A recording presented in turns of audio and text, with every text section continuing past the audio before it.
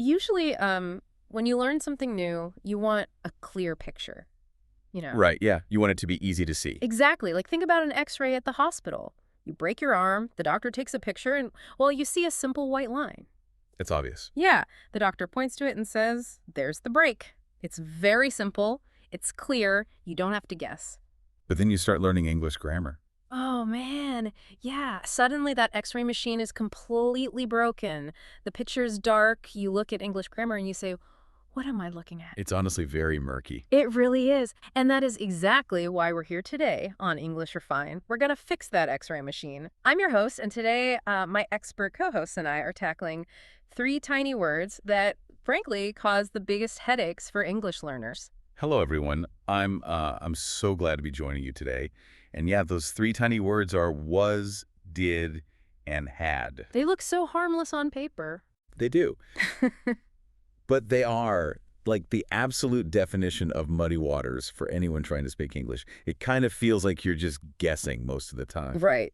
And to you, our listener, welcome. We're talking directly to you today. We are just so happy you chose to spend your time with us for this deep dive into the language. Absolutely. Learning a new language is incredibly hard work. You're basically building a new brain. You really are. And making mistakes isn't just normal.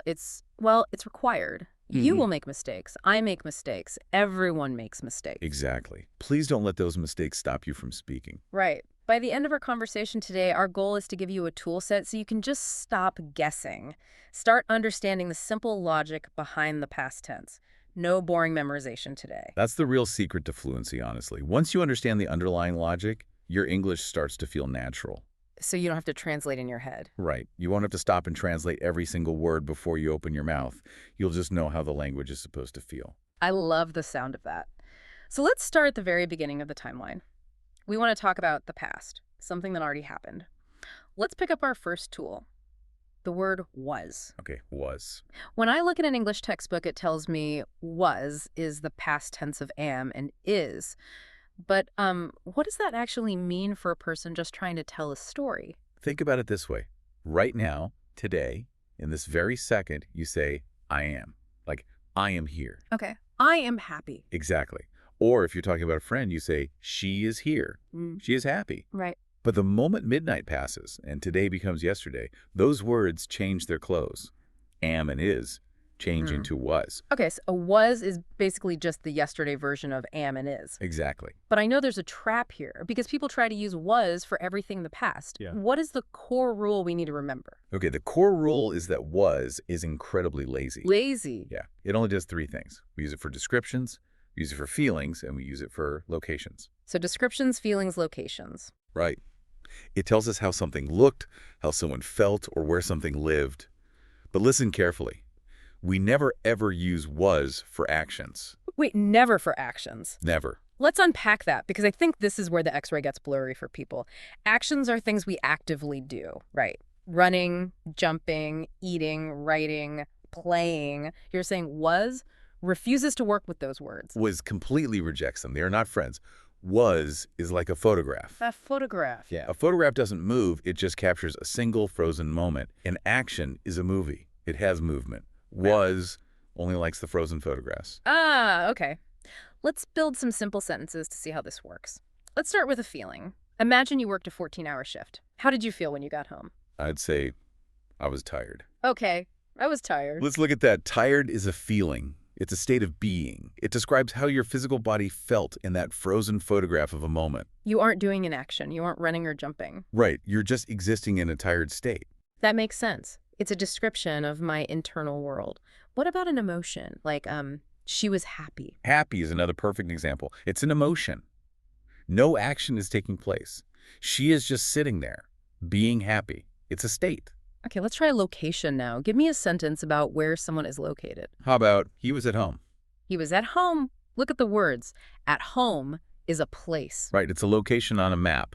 It tells me where he existed yesterday. But it doesn't tell me what he did inside the house. Maybe he cooked, maybe he slept. We don't know. Exactly. We only know his location. He's not running, he's not eating, he's just located. And we can use this for things too, right? Not just people, like describing the world around us. The weather was cold. Absolutely. Cold is a description. It's an adjective.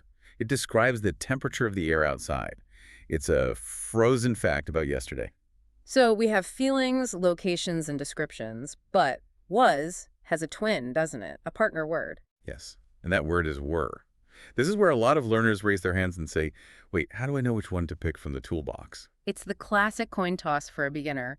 Was or were, heads or tails. Is there a simple logic to it? It comes down to counting. It's a numbers game. We Mhm. use was when we are talking about just one person or just one thing, So singular. right? Singular. Yeah. So we use was with the words I, he, she, and it. Let me test that. One person. I was tired. He was happy. She was late. It was cold. That feels very straightforward. One thing equals was. Now, what happens if we invite more people to the party? A group. Yeah. What if we have a group? For groups, the word was is too small. We need its bigger partner, where. Okay, so were is for groups. Yes. We use were for more than one person. We use it with the words we and they. Let me visualize a group. My friends and I, we were excited, or looking at a group of students across the street. They were at school. You got it. We were excited. They were at school. The moment you have more than one person, you must switch to were. I feel like I'm following the logic, but I know what our listener is thinking right now. What's that? They're thinking, wait a minute. In my native language, I have a word for talking to one person and a different word for talking to a group of people. But in English, you just use the word you for everything. How does you fit into this numbers game? Ah, the famous you exception. You've hit the nail on the head. It's a weird one. The English language loves to have a few strange rules just to keep us awake. The word you is special. The rule is very strict. You always, always takes were. Wait, always. Always. It doesn't matter if you are talking to just one single person. It doesn't matter if you are standing on a stage talking to 1,000 people. You always use were with you. Let me make sure I'm wrapping my head around this. If we're sitting at a coffee shop, just the two of us, one-on-one, I want to ask about your hunger yesterday. I look right at your single individual face and I say, you were hungry. Yes. Even though I'm clearly just one person sitting right in front of you, you must say, you are hungry. Why does English do that? It feels like it breaks the numbers rule we just learned. It does break the modern rule. Mm. Hundreds of years ago, English actually did have a word for just one person. The word was thou. Oh, like Shakespeare. Thou. Exactly. People used to say thou wast, and you was only used for groups. But over time, people stopped using thou.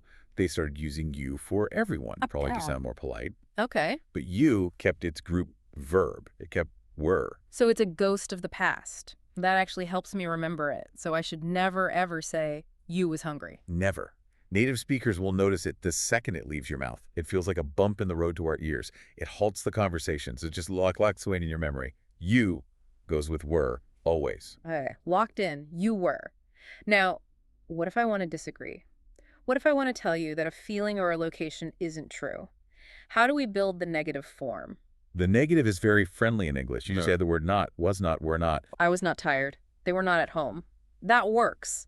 But when I listen to native speakers or watch English movies, they talk so fast, they rarely say the full was not. That's because native speakers love shortcuts. We really do. In real conversation, we crush the two words together to make them shorter and faster. We create a contraction. Was not crashes together and becomes wasn't. Wasn't. It kind of bounces in the mouth. Wasn't. Let's hear it in a sentence. I wasn't ready. I wasn't ready. It flows much better than I was not ready. It feels more relaxed. What happens to the group word? What happens to were not? Were not crushes together to become weren't. Now, this one is a bit of a tongue twister for learners. It looks like it should have two syllables, but native speakers usually swallow it into one fast sound. Weren't. Weren't. Let me try it in a sentence. They weren't at school. That sounds incredibly natural. We weren't at home. You weren't listening. Hey, I am definitely listening to you. I know. I'm just throwing out examples. I'm just playing around. Okay, so was is like a photograph. It captures states, feelings, and locations. But I have a problem. What's the problem? I'm a beginner learner, and I want to tell you about my trip to the grocery store. The store is a location, right? So can I say, I was go to the store to describe where I went? Uh-oh. I'm going to stop you right there because my brain is sending off warning alarms. Alarms. Let's look at the x-ray of that sentence. Look at the words you just used. You said go. What kind of word is go? Well, go means my legs are moving. I'm walking, I'm opening a door, I'm driving a car. It's physical movement. Which means it's an action. What did we say earlier about was and I actions? remember you said was completely rejects actions. They are not friends. Was is a frozen photograph, and go is a moving movie. Exactly. If there is an action word in your sentence, you must run away from was. The word go is an action. So saying I was go is mixing oil and water. It just doesn't work. It's one of the most common mistakes in the world. So, if was breaks down the second my legs start moving, what word is supposed to pick up the slack? I still need to tell a story about the past. When the action starts, we need a new tool. We need a boss. A boss. We leave was behind in the photograph, and we bring in the word that controls the movie. This sounds serious. Tell me about this boss. The boss of actions in the past is the word did. Did is the past tense of the word do. When we talk about anything moving, working, or happening in the past, did takes total control. Running, eating, playing, reading, building, all of these require did. Yes. Okay, so if I'm moving my body or performing a task, I reach for did. But you keep calling it a boss. What makes it a boss? It has a very special job. Mhm. Specifically, when we want to ask a question, let's think about a boss in an office. The boss stands at the front of the room. The boss takes all the responsibility. That's a great office if you can find it. Right. Well, in English grammar, did is that kind of boss. When you make a question in the past tense, did stands at the very front of the sentence. And because it's the boss, it absorbs all of the past tense energy. All the energy. Some teachers actually call it a thief. It steals the past tense right out of the main action word. It steals the past tense. How does that work in a real sentence? Let's say I want to ask a friend about watching television. The action is watch. If I'm talking about yesterday, I usually add an ed to the end. Watched. Right. I watch television. But now turn it into a question. Bring the boss into the room. Okay, the boss stands at the front. Did you watch TV? Stop right there. Look at the x-ray again. You have the boss did, which is past tense, and you have watched with the ed, which is also past tense. Oh. You put two past tenses in one sentence. That's too much energy. The boss rule says did takes the past tense. It steals it. So the main action word has to give it up. Oh. I see the mechanics now. The boss does the work, so the action word gets to be lazy. It drops the ed. It goes back to its simplest, easiest form. Let me try that again. Did you watch TV? That's the golden ticket. Uh. Did you watch TV? The word did acts like a giant neon sign pointing to the past. Because that sign is flashing, the word watch doesn't have to do any work. It stays plain and simple. I love this rule. It actually saves the learner so much time. I don't need to remember all the complicated, irregular past tense verbs when I ask a question. I just throw did at the front and use the basic word. It's a huge relief for learners once they grasp it. Did is your best friend. Let's test it. Ask me about eating breakfast. Okay. Now, the past tense of ed is ate. It's irregular. It's tricky. But remember, the boss rule. Okay, I want to ask a question. The Bach walks into the room. It steals the past tense. So I don't use ate. I use a simple form. Did you eat breakfast? Spot on. Never say, did you eat breakfast? The boss is already holding the past tense. The worker eat stays simple. It's like did is a key that unlocks the action door. And once the door is open, the verb standing inside is just wearing its plain, everyday clothes. I really like that visual. It unlocks the past, and everything inside is simple. Now, conversation is a two-way street. If I use this key and ask you, did you watch TV? How do you answer me naturally? If I look at a textbook, I guess I would say a full sentence. Yes, I watched TV. You could say that. Grammatically, it's correct. But in real flowing conversation, native English speakers are impatient. We really are. We want to be fast. We love short answers. And we use the boss word to give those short answers. Instead of repeating the whole sentence, we just say, yes, I did. Yes, I did. That's incredibly short. Is that polite? If my boss asks me a question, can I just say, yes, I did? It is 100% polite. It sounds perfectly natural and confident. Did you watch TV? Yes, I did. Did you finish the report? Yes, I did. That's so easy. The word did acts like a container. It holds all the meaning of the action inside it, so you don't have to waste breath repeating it. That saves so much energy. But what if the answer is negative? What if I didn't watch TV? We use the negative form of the boss, did not. But just like we did with wasn't, we crush the words together. We create a fast contraction. Didn't. Didn't. There's a little stop in the middle of the throat when you say it. Didn't. Exactly. So the short, polite answer is simply, no, I didn't. Oh, no, I didn't. Clean, simple, and fast. But what if I want to give a long answer? What if I want to give a full sentence explaining that I didn't do something? This is where you have to be careful, because the boss rule is still awake. even in a full sentence, didn't is still the thief. It still steals the past tense from the main action word. Okay, let me try a full sentence. I want to tell you that I stayed home from a party. The action is go. The past tense of go is went. So I want to say no. I didn't went to the party. The alarm bells are ringing again. Oh, no. Look at the x-ray of your sentence. You brought the boss didn't into the room. Didn't is past tense. But you also brought went into the room. Went is also past tense. Two past tenses. The boss didn't steal it. I forced the worker to keep the past tense. That's my mistake. Right. You're making the sentence work too hard. The boss didn't is already carrying the heavy weight of the past. Yeah. Let the action word relax. So the action word drops back to its most basic, simple form. The simple form of went is go. Let me rebuild the sentence. I didn't go to the party. And the alarm bells stop. Yeah. I didn't go to the party is flawless. Phew. I didn't went is a huge, very common mistake. Your brain wants to use went because you're talking about the past. But you have to trust the boss. Let didn't do its job and keep the main verb simple. Trust the boss. I like that. Now, if I'm telling you this story about not going to the party, I feel like I need to set the stage. I need to tell you when this happened, or the story just floats in empty space. Setting the stage is crucial. Without time words, the listener is completely lost. We use specific words to anchor our story in the past. The most common everyday anchor is yesterday. Yesterday. I didn't go to the party yesterday. That feels very grounded. We also use the word last to point backward. Last night, last week, last month, last year. Did you watch TV last night? Yes, I did. See how smooth that is. Yeah. Another great time word is ago. Ago basically means before right now. You measure the time from this exact second backward. 2 hours ago. 5 days ago. I finished my work 2 hours ago. Perfect. Now, I want to warn you about a very strange trap that learners fall into with time words. Okay, I'm ready. Sometimes learners try to glue two different time words together to make them stronger. They end up saying things like last yesterday. Last yesterday. I've actually heard people say that. But when you think about it, it doesn't make any sense. It creates a lot of confusion for the listener. Are you talking about yesterday? Are you talking about the day before yesterday? It's a glitch in the language. You can say yesterday morning or last night, but never combine last and yesterday. Just trust yesterday all by itself. Okay, yesterday goes in the trash bin. Yesterday, last night, 2 hours ago. These are my anchors. You're doing incredibly well. We've mastered was for descriptions and states. We've mastered the boss did for actions. But now, I have some bad news. Oh no, I can hear the dramatic music playing in my head. We have to talk about Section 3, the danger zone. The danger zone. Why is it dangerous? I feel like I have a pretty good handle on these two tools. It's dangerous because this is where the tools get mixed up. Yeah. This is where fluent, fast-talking learners suddenly crash their grammar cars. In this danger zone, you must remember the golden rule of the simple past. What is the golden rule? One boss per sentence. One boss. You must make a choice. Imagine you are walking down a road and the road splits into two paths. Path A is the description path.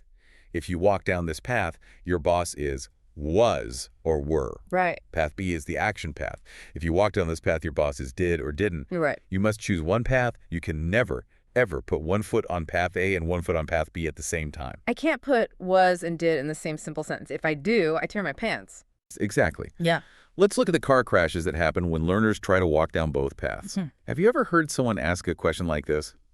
Did you was busy? Did you was busy? Yeah. Yes, I hear that in coffee shops. I hear it in meetings. If I'm being totally honest, when I'm speaking too fast and not thinking, I sometimes say that myself. It's incredibly common, even for advanced students. But let's put the X-ray machine over it. Let's use our logic. Look at the core word, busy. Is busy an action or is it a description? Let me visualize it. Busy means my schedule is full. I have a lot on my mind. But busy itself isn't a physical movement. It's a state of being. It's a description of my reality. Correct. It's a description. And which boss handles descriptions? Descriptions belong to the was and were boss. Yes. So why on earth is the word did in that sentence?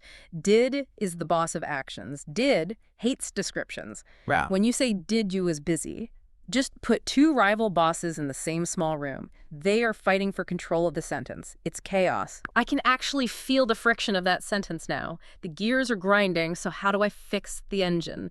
How do I say it correctly? You commit to the description path. You kick did out of the room. Look at the person you're talking to. The word is you. What's the special ghost of the past rule for you? You Always takes were, no matter what. Right. So make were the boss.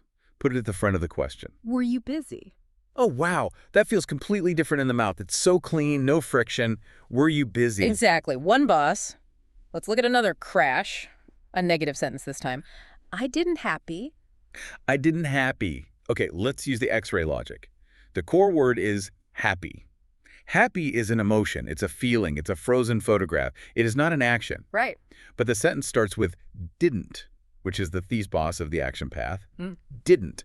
Has no business being near an emotion. They are enemies. Brilliant analysis. So how do you fix it? You need to tell me that your state of being was negative. I need to walk down the description path. I need the negative form of was. I wasn't happy. I wasn't happy. Perfect. Smooth, logical, and clear. Let's do one more crash just to be safe. Did you went? We covered this one. It's the thief failing to do his job. Went is a past action, but did is already in the room holding the past tense. You have two past tenses fighting. Exactly. The boss needs the worker to drop the heavy lifting. The working must be simple. Did you go? You've completely mastered the fighting tenses. Putting did and was together, or did and went together, is like putting two steering wheels in one car. Keep them far, far apart. One steering wheel per car. I love this logic. It feels like a puzzle we can solve in real time.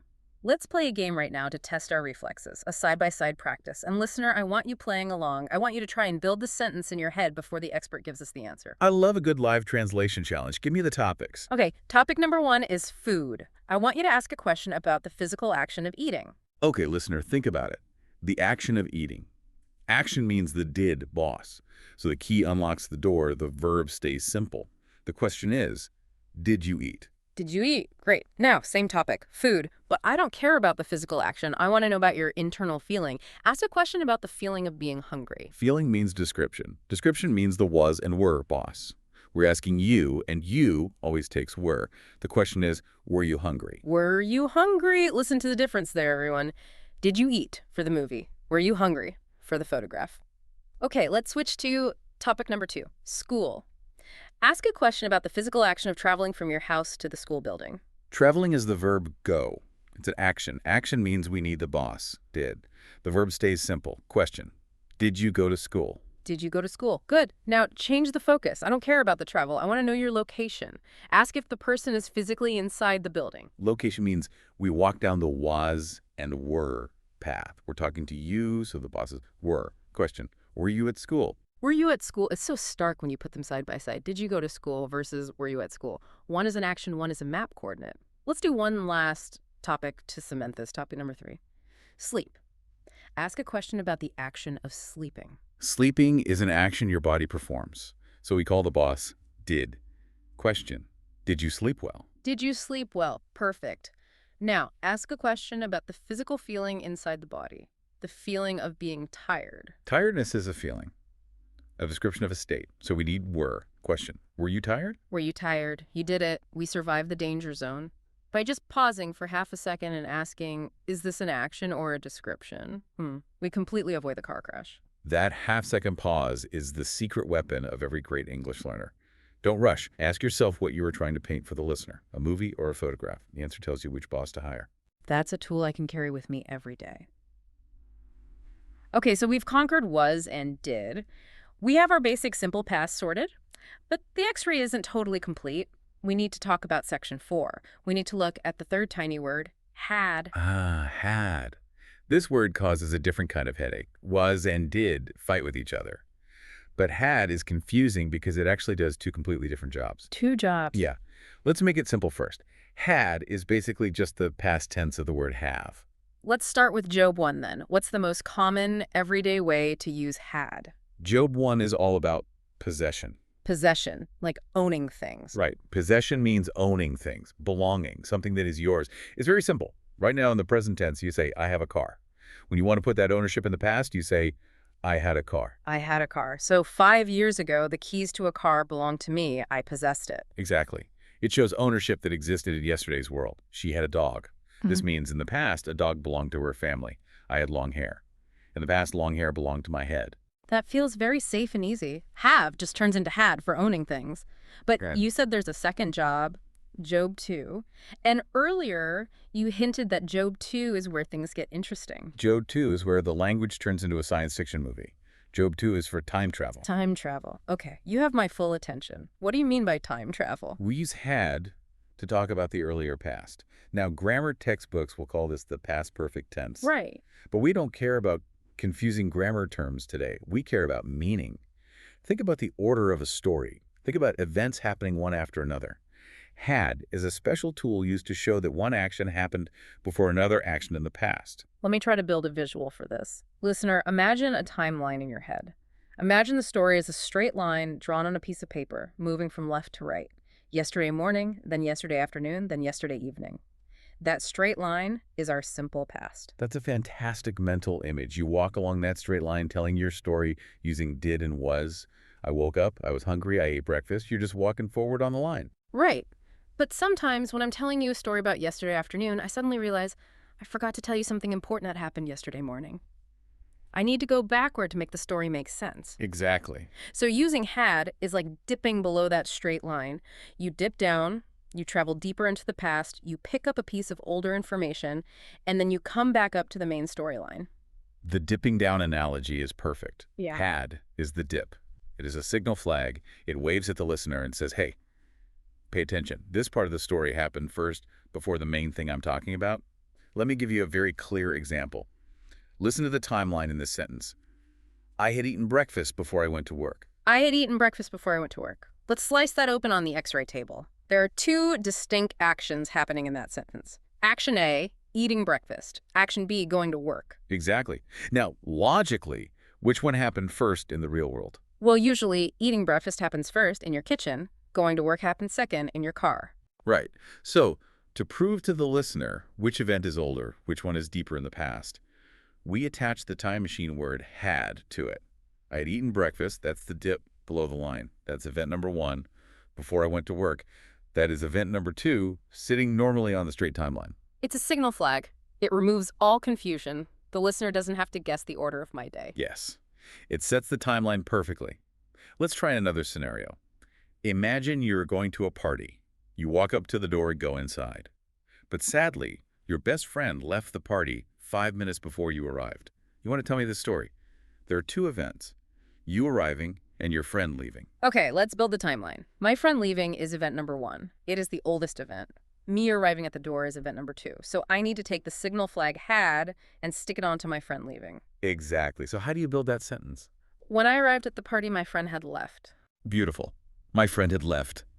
By using had, the listener immediately visualizes an empty room. They know your friend was completely gone before your hand even touched the door. If you just said, when I arrived, my friend left, it sounds like they saw you walk in, hated you, and immediately ran out the back door. Oh, wow, that completely changes the meaning. My friend left means it happened at the same time. My friend had left means it was already finished. That is an incredibly powerful tool for storytelling. But I'm guessing, because English is tricky, there's a danger zone here too. Unfortunately, yes. The thief is always waiting in the shadows. People try to mix the action boss did with the possession word had. They create sentences that make native speakers cringe. A learner will often ask, did you had a car? Did you had a car? Ouch. I hear the mistake now, but let's break down why it's a mistake using our logic. Let's go back to the office boss rule from section 2. What does the boss rule dictate? The boss rule dictates that when did enters the room, did is the only boss. It steals all the past tense energy. The main working verb must drop its past tense and stay simple and basic. So in the sentence, did you had a car? We have 2 past tenses fighting again. We have the question boss did, and we have the past tense possession word had. That breaks the golden rule. Exactly. You can't have 2 bosses. You must force had to change back into its simple, basic present tense form. What is the basic form of had? The basic everyday form is have. Correct. So to ask the question properly, what do you say? Did you have a car? Did you have a car? One boss. One simple worker verb. Sounds perfect. So just lock this rule into your brain. Never put did and had right next to each other in a simple question. The boss always demands the simple word have. I feel like I'm seeing the matrix of the language now. We're not just memorizing sentences, we're building them with a purpose. That's the difference between guessing and knowing. You have the logic. But I have to admit, learning rules in a sterile laboratory environment is one thing. Using them in the wild when someone is staring at you waiting for a story is completely different. Let's test our new skills. Let's move to section 5, putting it all together in real life. This is where the magic happens. Because here's a secret. Fluent speakers do not walk around thinking about grammar rules. Really? No, not at all. When I'm talking to my friend, I don't think, oh, let me use the past perfect continuous here. No. Fluent speakers only think about two things: time and meaning. Time and meaning, not rules and charts. Right. A fluent brain simply asks, am I describing a frozen photograph? Okay, use was. Am I describing a moving action? Okay, use did. Am I talking about something that happened earlier than everything else? Okay, use the had time machine. The brain just reaches for the right tool automatically. Let's see this automatic tool selection in action. We're going to walk through some realistic, multi-layered stories from our source material. We'll see how all three words was, did, and had dance together naturally in a single breath. Let's start with a high-pressure situation, the job interview. The job interview. This is a classic story format. Let me read a sentence from a person recounting a disastrous but ultimately okay interview. Listen to the verbs. I was nervous because I had forgotten my notes, but I did my best. I was nervous because I had forgotten my notes, but I did my best. Wow. That is a dense, beautiful sentence. It tells a whole story in one breath. Let's put it on the X-ray table and break down exactly why each word was chosen. The first chunk is, I was nervous. Why did the speaker reach for was? Think about the core word, nervous. Is nervous an action? Are you moving your legs? No. It is an internal feeling. It's a state of being. It's a photograph of your emotional state. And for feelings, the brain automatically reaches for the boss was. I was nervous. That makes total sense. Then the next chunk arrives, because I had forgotten my notes. This is fascinating. Why did they use had? Why didn't they just say because I forgot my notes? Think about the timeline. Think about the physical order of events in the real world. When did the speaker forget the notes? They forgot them on the kitchen counter at home 2 hours before the interview even started. The forgetting happened first. Feeling nervous happened second, sitting in the interview chair. Oh. So they used the signal flag, they used had to dip below the timeline, pointing to the earlier past, to explain why they were nervous. Exactly. I had forgotten builds the time machine for the listener. And then we hit the final chunk. I did my best. Why did... Doing your best is an action. It's a performance. It's answering questions, smiling, shaking hands. It's a task you complete. So for a completed action in the past, we use the action boss did. 3 different tiny words, 3 completely different jobs, all in one fluid sentence. State, time travel, action. It paints a perfect, clear picture. Let's look at another story from the sources. This one is called A Bad Day at Work. I'm going to tell the story, and listener, I want you to analyze it with the expert. We're ready. Let's hear about your terrible day. I was late because I missed the bus. I spilled coffee on my shirt. The boss was angry. Let's analyze it piece by piece. The first part, I was late. Why was? Because late isn't an action. You aren't lating. Late is a description of your state in time. So we use was. Correct. Because I missed the bus. Here, I just used the simple past action word missed. It's a physical action. The bus drove away. Moving forward on the timeline. But let me challenge you here. Could we use the time machine word had there? Could you say, I was late because I had missed the bus? Let's think about the timeline. Missing the bus happened first, at 8 a.m.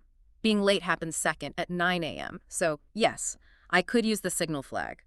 I was late because I had missed the bus. Yes, you absolutely could. And honestly, that sounds very advanced and natural. Both ways are correct.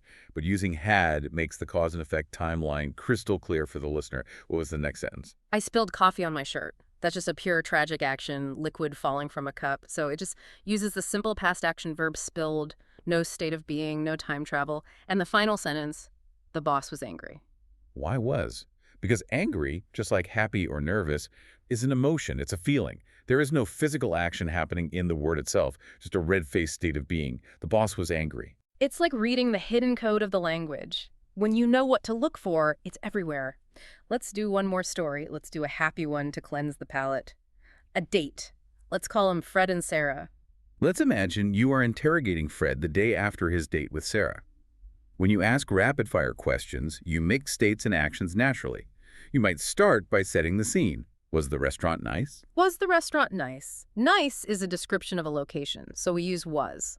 Then you want to know about the events. You ask, did you pay for dinner? Did you pay? Pay is an action, handing over a credit card. So we need the action boss did. The verb stays simple. See how quickly the brain switches tracks. Was the restaurant nice? Did you pay? State, then action. Photograph, then movie. It really does flow like water when you understand the mechanics. Now, here is where it gets incredibly interesting for a learner. Before we wrap up, I want to talk about a secret revealed in our expert sources, a fun fact that might shock our listeners. Even native English speakers make mistakes with these words. Oh, absolutely. All the time. People born and raised in English-speaking countries break these rules every single day. That's a huge relief to hear. What kind of mistakes are they making? Do they mix up was and did? Usually, native speakers are pretty good at keeping states and actions separate. Where they get lazy is with the time machine. Ah, the time machine. Yeah, they frequently mix up did and had when talking about the earlier past. They don't want to put in the effort to build the time machine, so they just use the simple action boss didn't and hope you figure out the timeline yourself. Give me an example of this laziness. Imagine a native speaker talking about a deep regret, something they wish they had changed years ago, a condition that caused a bad result. They might say, if I didn't do it, he would have been happy. If I didn't do it, that's using the simple action boss didn't. But they are talking about something much deeper in the past, an event that caused a ripple effect. Exactly. They are talking about an earlier past condition. The grammatically correct, precise way to say it is with the time machine flag. If I had not done it, or contracted, if I hadn't done it. If I hadn't done it, he would have been happy. But native speakers get lazy. They drop the hadn't and just throw didn't in there. The sources give another great example of this. Imagine someone arriving at a barbecue. Everyone is thirsty. The person looks down at their empty hands full of regret, and they say, man, I wish I did bring beer. I wish I did bring beer. Again, they're using the action boss did. But the bringing of the beer is an action that failed to happen in the earlier past. It was supposed to happen before the party. It's an earlier past regret. So if we look at the grammar x-ray, it should be, I wish I had brought beer. I wish I had. That uses the had time machine boss properly. Yes. So listener, if you're watching an American movie or a British TV show, and you hear a native speaker making these mistakes, do not panic. Your x-ray machine is not broken. Sometimes native speakers are just taking sloppy shortcuts. But if you learn the proper logic we discussed today, your English will actually be cleaner, clearer, and more precise than theirs. That is the most encouraging thing I've heard all day. If native speakers can scramble the rules and still survive, our listeners have nothing to worry about. Okay, we have covered an immense amount of ground today. We've fixed the x-ray machine, and the bones of the language are finally clear. It's time for our outro. Let's give our listener a rock-solid, clear summary to take home. Let's do a simple 3-point recap. I want you to lock this knowledge in a vault in your brain. Point number 1, the words was and were. These are your photograph words. They're only for past feelings, past descriptions, and past locations. Never ever use them for actions. If you see physical movement, run away from was. And remember the ghost rule.